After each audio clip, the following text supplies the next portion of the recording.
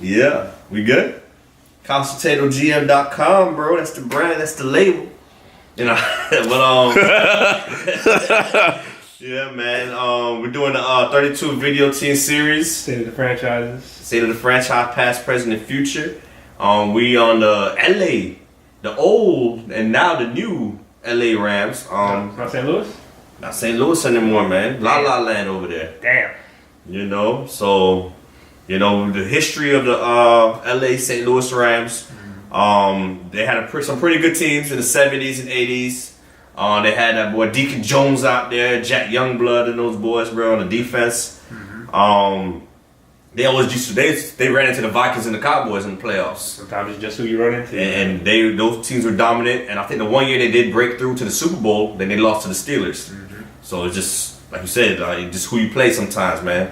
And then they had success again with once Marshall Faulk got there. Marshall Faulk, Kurt Warner. It was like a perfect storm, man, because they had a lot of bad seasons in a row. They brought in Trent Green to kind of like, okay, now we got our quarterback. Eric Dickerson, Jerome Bettis.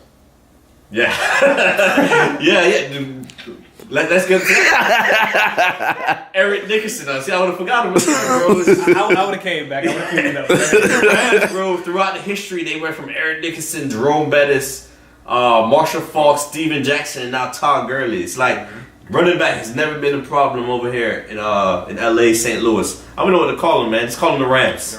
The Rams, running back has never been the issue, man. So that year, like I said, it was a perfect storm. They got Trent Green over there. He got hurt preseason. I believe Rodney Harrison hurt him, I believe. Of course. And then, dirty. 30 ass Rodney Harrison. Then walks in this guy. The Baggery Grocery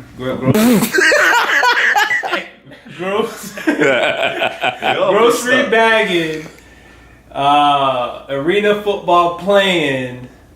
Kurt Warner blessed his presence onto the St. Louis Rams at the time. Yeah, man, the greatest show on turf, man. Hated him. Marshall, bro. Torrey Holt, Isaac Bruce, bro. Defense, they had that boys out there. Grant Wistrom and Kevin Carter, bro. London Fletcher, Dre Bly. Yeah. Leonard Little. Leonard Little he came after. So yeah, man, they had that deep, man. You know, the defense don't get a lot of credit through those runs, but the defense was really, really good through those years, man. And a lot of it had to do with how the league was. It was it was kind of power football, and these guys kind of changed the game with just throwing it down the field. It wasn't dink and dunk. It was a great show on turf. Yeah, it was that Mike Martz offense, man. Excitable. And then they fell off again after that.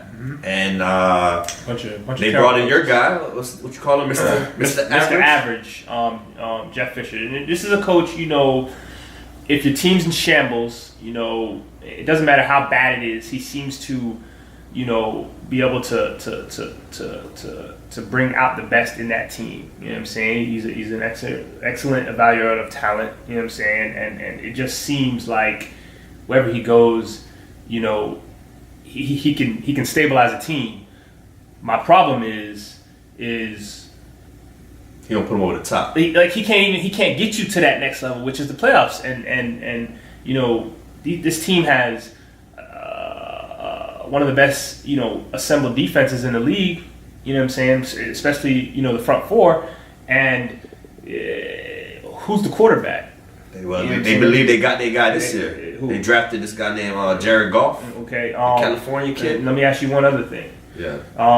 When you have a quarterback, you found your quarterback. What's the next step? To add pieces. Okay, they got one in the backfield. Beast. Gurley. But who the hell else is he throwing the football to? Who's your tight end?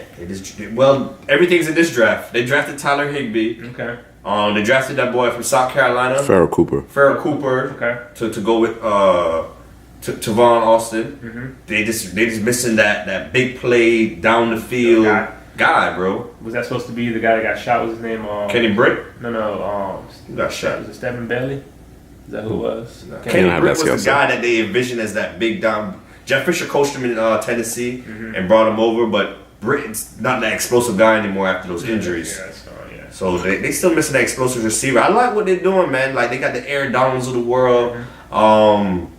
Who's the other beast on defense they got? The linebacker from Georgia. Alec Ogletree. Ogletree. They got a pretty good secondary. Yeah, I like their defense a lot, and I think they're making steps for their offense, man. It's just, again, like you always say, who you're running into in that division. Cardinals. You know what? I will say this. Fisher, to Drew's point, has always been able to if he had a poor roster, squeeze a little bit more out of him. But he struggled to get over the top outside of that one deep playoff run, the Super Bowl. They came up a yard short. But even in Tennessee, they could play defense, they could run the football. They really never were able to really push the football down the field. There was really no emphasis placed on that. And we forgot to mention Sam Bradford. You know, he was the last of the big money out of the college. You know, Bradford. I really like Bradford, but he couldn't stay healthy, and he's glass. He's made of glass, unfortunately.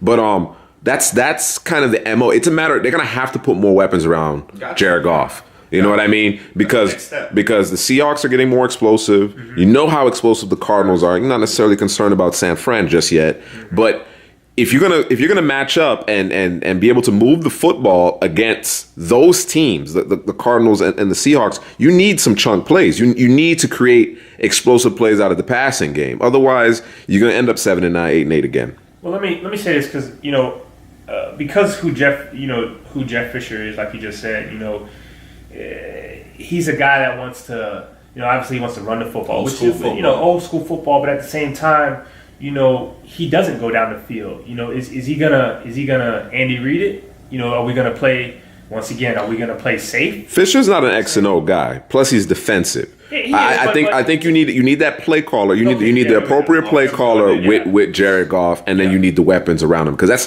Fisher. I understand where you're coming from. Fisher is, again, he's not Andy Reid. No. Fisher wants to play defense and run the football, and they're going to be able to do that. They're going to be able to do that with Gurley and that defense. They can do that. But again, to get over the hump. They're going to have to be more dynamic offensively. They have to be. This team kind of reminds me of where the Vikings used to be, where, they had the defense and they had AP, which is who Todd Gurley is now, but they couldn't. They brought in Teddy Bridgewater, who's Jared Goff, and they have to protect him and be able to throw the ball down the field. And that's the next step they need to take in their maturation, bro. Okay. So that I guess that leads us into the future, and I guess that's kind of the future is to continue to add pieces to the offense and keep the core of that defense together, and just kind of be a little bit more dynamic. I don't know how dynamic they're going to be this year, because you're essentially starting a rookie. You know what I mean? But in the future, you hope to be more dynamic. Gurley's going to be dynamic. He's going to be dynamic. 10 yards behind the line of scrimmage, 5 yards beyond the line of scrimmage. Don't matter. Yeah, and that boy Aaron Donald is a superstar. If you don't know about Aaron Donald, I'm telling you right now. First of all, you're not paying attention. That is a superstar. Yes, sir. If you gave me a choice of what 3 technique, I'm starting with Aaron Donald. That's that guy, man. That's that guy. Relentless, man. Doesn't stop, man. Motor keeps moving. Play the run and the pass. Yep. Both, equally yep. as well. I mean, and we're talking in a league with the Geno Atkins of the world. You have a Gerald McCoy, you got Sue, you got Kawan Short, you got good players out there. But I'm taking Aaron Donald over all those guys. That guy, yeah. And offense, Todd Gurley is that guy. So they have that 1-2 punch right there. They got the core. Just that final piece is that quarterback, and you got to surround him with the talent, man. Yeah. Little by little, I guess. Maybe a draft or two. They'll be there. Definitely, man. So that's the Rams, man. So I guess this wraps it up, man. 32 video team series. Catch us on CouchPotatoGM.com. This YouTube video, man. Like it, subscribe, share, and make sure you comment, man. We want to have that dialogue, man. That back and forth with you guys, man. If you don't think Jeff Fisher is the average, let me know. 7-9, 6-10. Talk to me. I want to know. Yeah, man. Talk to me.